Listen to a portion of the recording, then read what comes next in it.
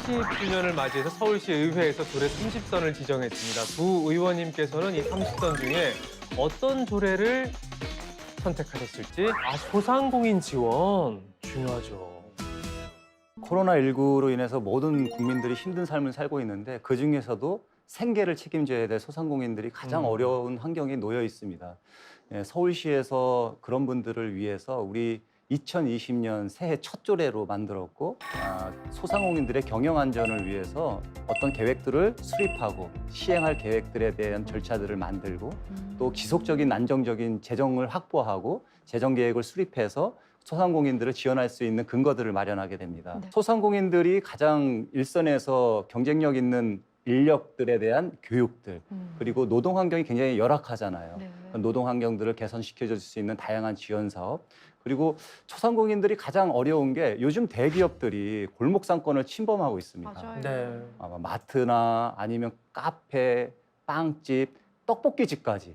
그래서 그분들이 소상공인들이 경쟁력 있는 상품, 혁신적인 상품을 개발할 수 있도록 컨설팅 지원들을 해서 그분들이 경쟁력 있는 골목 상권을 확보할 수 있도록 우리 서울시에서 근거로 만들었고 가장 중요한 것은 코로나와 같은 장기화된 이런 재난 상황 그리고 국내 경제가 굉장히 침체될 때 소상공인들이 경영적인 안정을 우리가 지원할 수 있도록 긴급 경영 지원 안전 자금들을 대출해 준다든지 아니면 지원 경비를 보조해 준다든지 그래서 소상공인들이 어려울 때 폐업을 하면 다시 창업할 수 있도록 재창업 교육을 해준다든지 이런 것을 통해서 재기할 수 있고 우리 서울시의 중요하죠. 사실 경제의 근간은 소상공인들의 풀뿌리 경제거든요. 네네. 우리 서울시의 큰 미래 경제를 위해서도 작은 실핏줄의 경제를 확보하는 조례가 바로 소상공인 기본 조례입니다. 소상공인들이 코로나로 인해서 손님의 발길이 없었잖아요. 네. 영업 제한도 있었고 또 규제 제한도 굉장히 많았고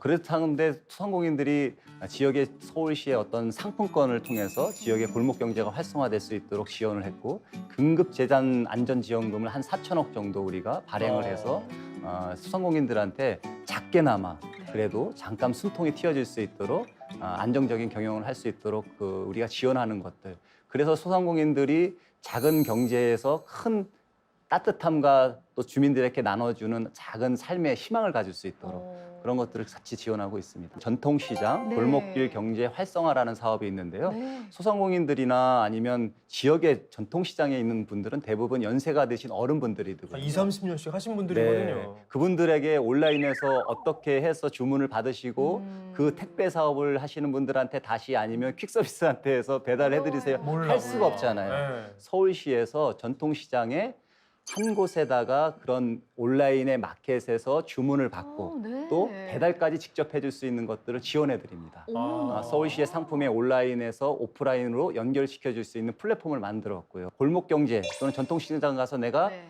온라인으로 장보고 하고 싶다라고 하면은 온라인에서 클릭해서 시장을 볼 수도 있고 네. 전화로 주문할 수도 있고 네. 집에서 편안하게 그 상품을 대형마트에서 받아보는 것처럼 우리 골목 경제의 따뜻한 상품들을 집에서 그대로 할 수 있습니다. 소상공인들의 그 1년간 매출의 범위 이런 것에 따라서 예산의 확보가 달라지거든요. 그렇죠. 1억에서 2억으로 올리면 그 대상의 범위가 또 넓어지고 그래서 지금의 기준보다 또 2021년, 2022년, 2023년대는 조금 더 확대돼서 많은 소상공인들이 혜택을 받을 수 있도록 의회에서 더 노력하겠습니다. 자, 이제 본격적으로 두 의원님이 발의한 조례를 좀 하나하나 살펴보면서 네. 어떤 것이 좋고 어떤 것은 좀 더 보완해야 할지 배틀을 한번 펼쳐보도록 하겠습니다. 서울특별시 빈집 및 소규모 주택 정비에 관한 조례 일부 개정안인데요. 이 건축법상의 이 나대지 규정에 대해서 이 조례로 명확하게 규정을 했고요.